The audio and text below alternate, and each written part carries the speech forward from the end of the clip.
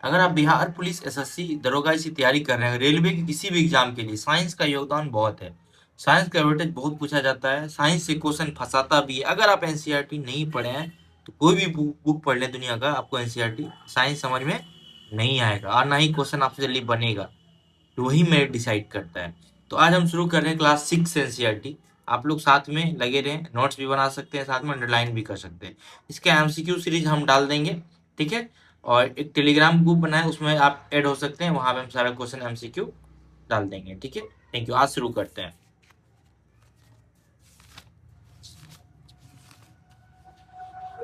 पतली बुक है, जल्दी कवर हो जाएगा, टेंशन नहीं लेना है। साइंस सीरीज का पहला चैप्टर है विभिन्न प्रकार के खाद्य पदार्थ। जब खाद्य पदार्थ में यहाँ से क्या क्वेश्चन आते हैं, क्वेश्चन आते हैं यहाँ पे देखिए, स्टार्च की पहचान किससे की जाती है, ठीक है। यहाँ पे देखिए, कार्बोहाइड्रेट, प्रोटीन और वसा पोषक तत्वों में आते हैं।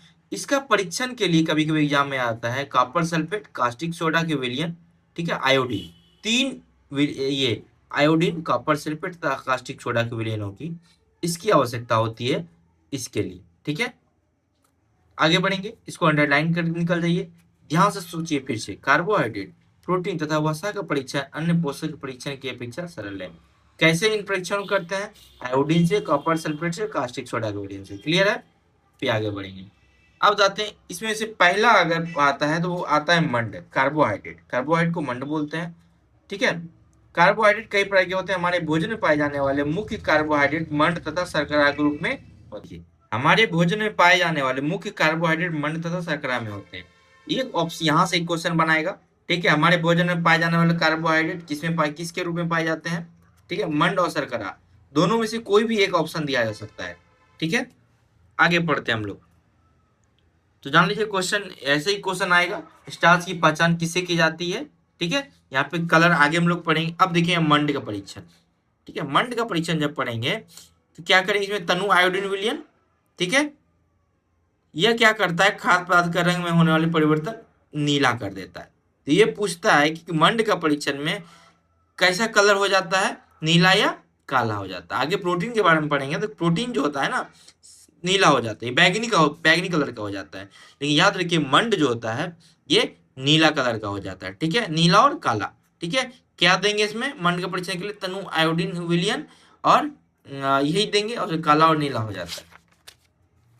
अब देखिए प्रोटीन का परीक्षण, जब प्रोटीन का परीक्षण यहाँ से क्वेश्चन डायरेक्ट मिलेगा तो प्रोटीन परीक्षण में किस कलर का हो जाता है वो, तो बैगनी।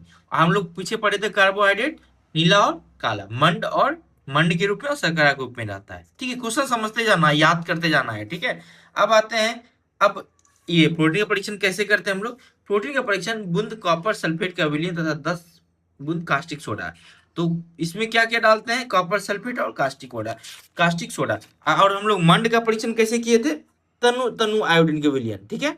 आयोडीन के विलयन से मंड का परीक्षण होता है, और इसका कॉपर सल्फेट का विलयन और कास्टिक सोडा का विलयन।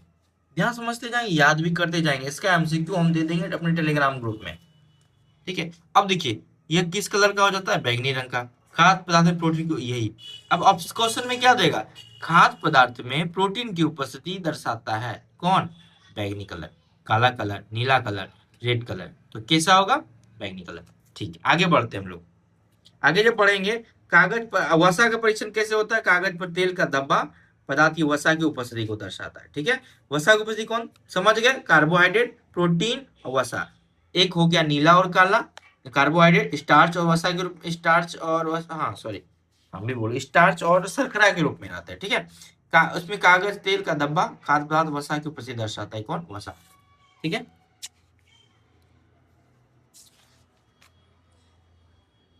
फिर अगले वीडियो में हम लोग देखेंगे, ठीक है। इसी तरह क्लास 6 का एनसीईआरटी खत्म कर देंगे, उसके बाद 7 फिर 8 9 10, उसके बाद हर एग्जाम को आप फाड़ के रख दीजिएगा, ठीक है। ये एनसीईआरटी, और आपका अंडरस्टैंडिंग क्लियर होते जाएगा, उसके बाद दुनिया कोई बुक पढ़िएगा आपका हो जाएगा।